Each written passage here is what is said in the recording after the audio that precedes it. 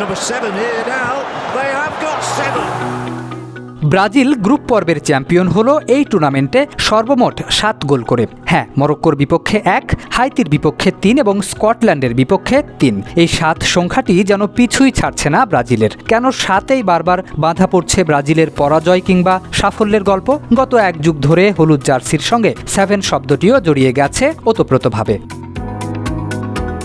2014 বিশ্বকাপের সেই দুঃসহ রাত, বেলো হরিজন্তের সেমিফাইনালে স্বাগতিক ব্রাজিলকে 7-1 গোলে উড়িয়ে দিয়েছিল জার্মানি। সেই ম্যাচের স্কোর লাইন থেকেই জন্ম নেয় 7 আপ ট্রল। কোমল পানীয় 7 আপের নামের সঙ্গে মিলিয়ে প্রতিপক্ষ সমর্থকরা, বিশেষ করে আর্জেন্টিনা ভক্তরা বছরের পর বছর ধরে এই শব্দ ব্যবহার করে খোঁচা দিয়ে আসছেন ব্রাজিলকে। মজার বিষয় হলো 2026 বিশ্বকাপেও যেন সেই 7 সংখ্যাটি পিছু ছাড়ছে না সেলেসাওদের।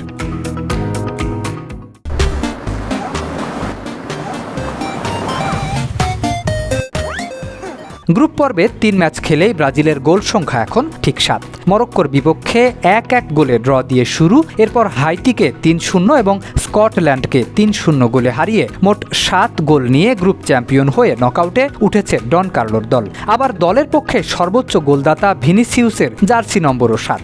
2014 সালের সেই 7 গোল হজমের স্মৃতি যেখানে ব্রাজিলকে এখনও তাড়া করে বেড়ায়, সেখানে 2026 সালে এসে গ্রুপ পর্ব শেষেও ব্রাজিলের নামের পাশে আবার দেখা যাচ্ছে সেই 7 সংখ্যাটি। এবার পার্থক্যটা বড়। তখন 7 সংখ্যা ছিল লজ্জার প্রতীক, আর এবার 7 হলো শক্তির প্রতীক। 2014 সালের সে পরাজয়ের পর ব্রাজিল বেশ কয়েকটি বিশ্বকাপ ও কোপা আমেরিকা খেলেছে, কিন্তু 7 আপ শব্দটি কখনো পুরোপুরি হারিয়ে যায়নি। আজও ব্রাজিলের যে কোনো ম্যাচের আগে বা পরে ফিরে আসে সেই প্রসঙ্গ।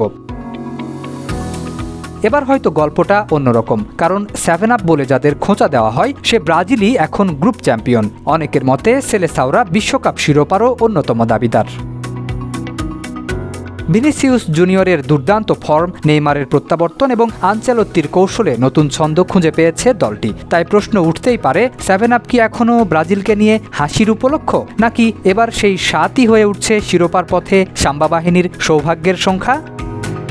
শরীফ উদ্দিন, ইত্তেফাক নিউজ।